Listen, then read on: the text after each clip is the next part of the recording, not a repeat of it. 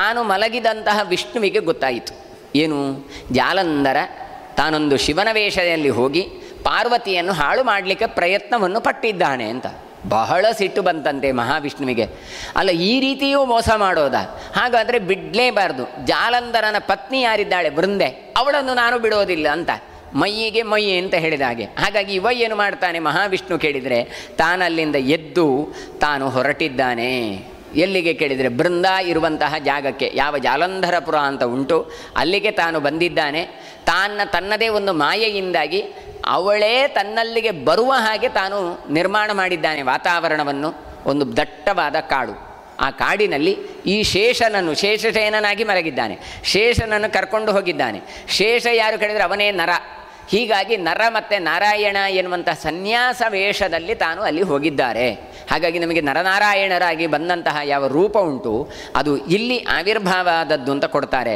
ಆಗ ಕೇಳಿದಂತೆ ಶೇಷ, ಯಾರೂ ಸೇವಕರಿಲ್ಲ, ಏನೂ ಇಲ್ಲ, ಯಾಕೆ ನಾವಿಬ್ಬರೇ ಹೀಗೆ ಹೋಗ್ತಾ ಇದ್ದೇವೆ ಅಂತ. ಮತ್ತೆಂಥದ್ದಲ್ಲ, ಅವ ಮೋಸ ಮಾಡಿದ್ದಾನೆ ಜಾಲಂಧರ, ಅದಕ್ಕೋಸ್ಕರ ನಾವು ಅವನಿಗೆ ಪ್ರತಿ ಮೋಸ ಮಾಡಲಿಕ್ಕೆ ಹೊರಡುವ ಅಂತ ಹೇಳ್ತಾ ಇದ್ದ. ತನ್ನ ದೇಹವನ್ನು ತಾನು ಮರೆಸಿ ಶಿವನ ವೇಷದಲ್ಲಿ ಹೋಗಿ ಪಾರ್ವತಿಯನ್ನು ಸೇರಬೇಕು ಅಂತ ಜಾಲಂಧರ ತೊಡಗಿದ್ದಾನೆ. ಅದೇ ರೀತಿಯಾಗಿ ನಾನು ಕೂಡ ಆ ಜಾಲಂಧರನ ವೇಷದಲ್ಲಿ ಹೋಗಿ ಬೃಂದೆಯನ್ನು ನಾನು ಹಾಳು ಮಾಡಬೇಕು ಅಂತ ಇದ್ದೇನೆ. ಅದಕ್ಕೋಸ್ಕರ ಏನು ಮಾಡಿದ್ದಾನೆ, ಕಾಡಿನಲ್ಲಿ ಹೋಗಿ ಒಂದು ಆಶ್ರಮವನ್ನು ನಿರ್ಮಾಣ ಮಾಡಿ ಅಲ್ಲೆಲ್ಲ ಗುರು ಶಿಷ್ಯರಿದ್ದಾರೆ. ಅವರೆಲ್ಲರ ಅನೇಕ ಶಿಷ್ಯರು ಕಾಮರೂಪಗಳನ್ನು ಬೇಕಾದಂಥ ರೂಪವನ್ನು ಪಡ್ಕೊಳ್ಬೋದು.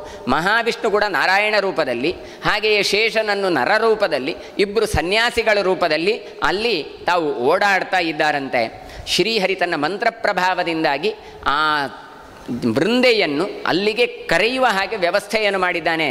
ಬೃಂದೆ ತಾನು ಮರಮನೆಯಲ್ಲಿ ಇದ್ದರೂ ಕೂಡ ಅವಳಿಗೆ ಏನೋ ಒಂದು ವಿರಹ ಆಗಿ, ಅಯ್ಯೋ ಮನೆಯಲ್ಲಿ ಕೂತು ಸಾಕಾಗಿದೆ, ಎಲ್ಲಿಗಾದರೂ ಹೋಗುವ ಅಂತ ಹೇಳಿ ತನ್ನ ಗೆಳತಿಯನ್ನು ಕರ್ಕೊಂಡು ತಾನು ಅಲ್ಲಿಂದ ಹೊರಟಿದ್ದಾಳೆ. ಹೊರಟು ಬಂದರೆ ಹೋಗ್ತಾನೇ ಇದೆ ಕುದುರೆ. ಗೆಳತಿ ಮತ್ತು ಈಕೆ ಹೋಗ್ತಾ ಇದ್ದಾರೆ. ಎಲ್ಲಿಗೆ ಹೋಗಿದ್ದಾರೆ ಅಂತ ಗೊತ್ತಿಲ್ಲ. ಅಷ್ಟು ತಾವು ಹೋಗ್ತಾ ಇದ್ದಾರೆ. ದಟ್ಟವಾದ ಅರಣ್ಯಕ್ಕೆ ಹೋಗಿದ್ದಾರೆ. ಆ ಅರಣ್ಯದಲ್ಲಿ ಕೂತಿದ್ದಾಳೆ.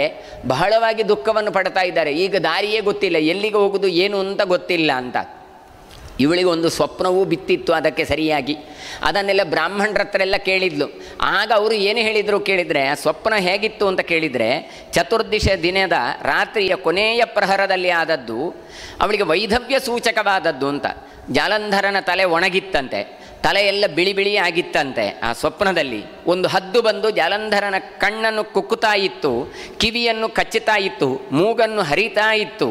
ಹಾಗಾಗಿ ಒಬ್ಬಳು ಕಾಳಿ ಕಪ್ಪು ಬಟ್ಟೆಯನ್ನು ಹಾಕಿಕೊಂಡು ಕೆಂಪು ಬಣ್ಣದಿಂದ ಇರುವಂತಹ ದೇಹದಿಂದಾಗಿ ಕೈಯಲ್ಲಿ ಗಡಿಗೆ ಹಿಡಿದುಕೊಂಡು ಆ ರಕ್ತವನ್ನೆಲ್ಲ ಕುಡಿತಾ ಇದ್ದಾಳೆ. ಇದೆಲ್ಲ ಸ್ವಪ್ನ ಬಿದ್ದಿದೆ. ಬ್ರಾಹ್ಮಣರ ಹತ್ರ ಕೇಳಿದರೆ ಹೇಳಿದ್ರಂತೆ, ಜಾಲಂಧರನಿಗೆ ಬೇಗ ಸಾಯ್ತಾನೆ, ಆ ವೈಧವ್ಯ ಯೋಗದ ಸೂಚಕ ನಿನಗೆ ಅಂತ.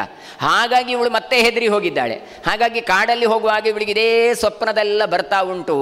ಹೋಗ್ತಾ ಇದ್ದರೆ ಒಬ್ಬ ರಕ್ಕಸ್ ಬಂದು ತಾನು ಎದುರು ನಿಂತಿದ್ದಾನೆ. ನಾನು ನಿನ್ನನ್ನು ತಿಂತೇನೆ ಅಂತ ಹೇಳಿದಾಗ ಸಖಿ ಬೊಬ್ಬೆ ಹೊಡೆದಿದ್ದಾಳೆ, ಈಕೆಯೂ ಕೂಡ ಬೊಬ್ಬೆ ಹೊಡೆದಿದ್ದಾಳೆ.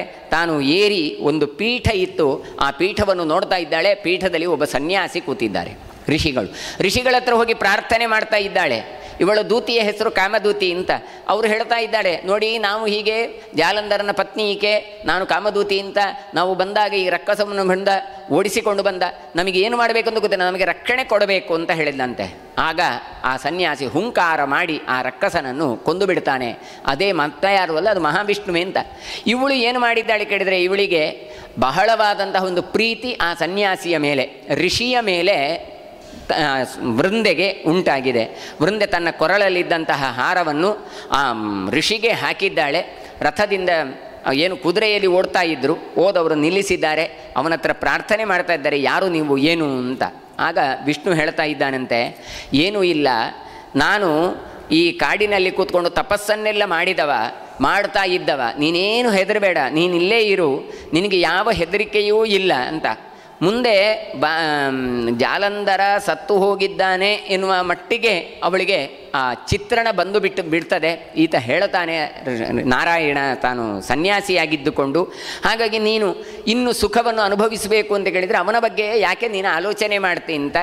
ಇವನ ಒಂದು ಮಾಯೆಯ ಪ್ರಭಾವದಿಂದಾಗಿ ಈ ಯಾರು ವೃಂದೆ ಮಹಾವಿಷ್ಣುವನ್ನು ಅಂದರೆ ಈ ಸನ್ಯಾಸಿಯನ್ನು ನಾರಾಯಣನನ್ನು ಅಪ್ಪಿಕೊಳ್ಳುತ್ತಾಳೆ. ಮಾತ್ರ ಅಲ್ಲ, ಅವನೊಟ್ಟಿಗೆ ಬಹಳ ಕಾಲ ತಾನು ಸುಖವನ್ನು ಕಾಣುತ್ತಾಳೆ. ಜೀವಂತವಾದಂತಹ ಪ್ರಾಣಿಗಳು ಓಡಾಡುವಂಥದ್ದು, ಒಳ್ಳೆಯ ವಾತಾವರಣ. ಅಷ್ಟರವರೆಗೆ ಗಹನಕರವಾದಂಥ ಅರಣ್ಯ ಇತ್ತು. ಅಲ್ಲಿಂದ ಮುಂದೆ ಕರ್ಕೊಂಡು ಹೋಗ್ತಾನೆ ಆಶ್ರಮಕ್ಕೆ. ಅಲ್ಲಿ ಬೇಕಾದಂಥ ವೈಭವಗಳನ್ನು ಮಹಾವಿಷ್ಣು ತಾನು ಅನುಗ್ರಹ ಮಾಡ್ತಾನೆ. ಹೀಗಾಗಿ ವೃಂದೆ ಆ ಚಿತ್ರಶಾಲೆಗೆಲ್ಲ ಹೋಗ್ತಾಳೆ. ಅಲ್ಲೆಲ್ಲ ದಿವ್ಯವಾದಂಥ ಪರ್ಯಂಕದಲ್ಲಿ ಕೂತ್ಕೊಳ್ತಾಳೆ.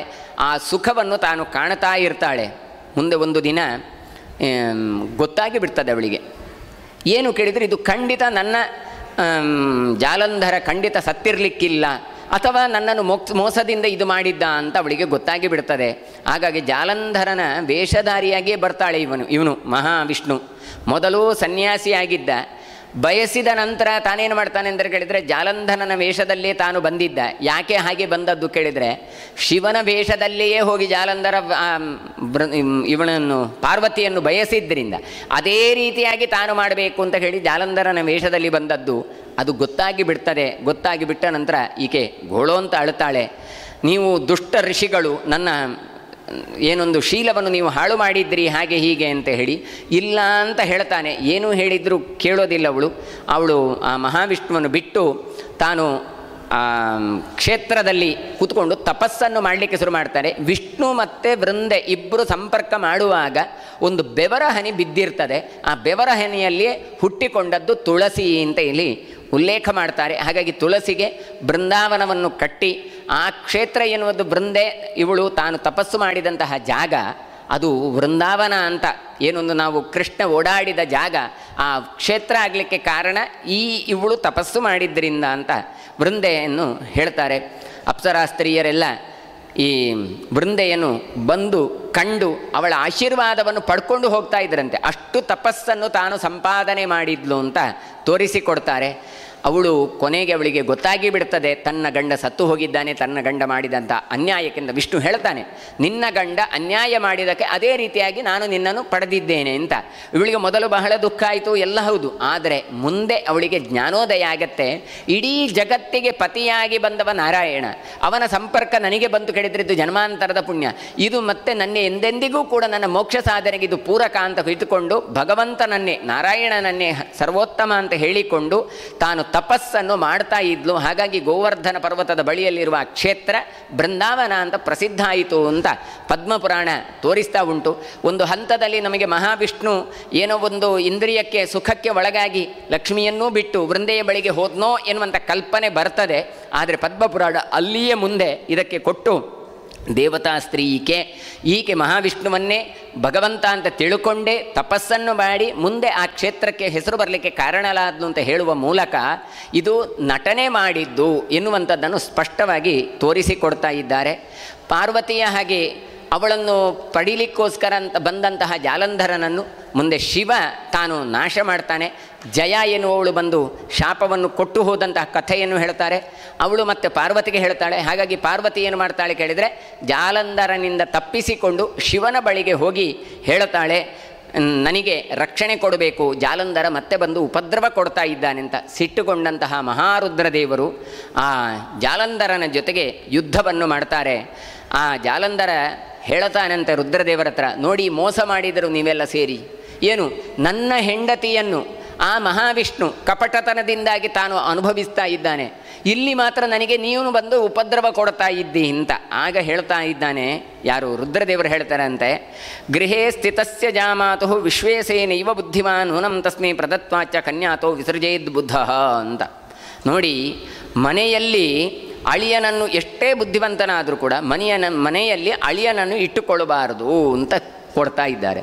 ಇಟ್ಟುಕೊಂಡ್ರೆ ಏನಾಗತ್ತೆ ಕೇಳಿದರೆ ಹೀಗೇ ಆಗತ್ತೆ ಅಂತ ಹೇಳ್ತಾರೆ. ವಿಶ್ವಾಸವನ್ನು ಇಡಬಹುದು, ತನ್ನ ಮಗಳನ್ನೇ ಕೊಡಿ, ಆದರೆ ಆ ಮಗಳನ್ನು ಮತ್ತೆ ಅಳಿಯನನ್ನು ಮನೆಯಿಂದ ಹೊರಗೆ ಕೊಟ್ಟು ಕಳಿಸಬೇಕು.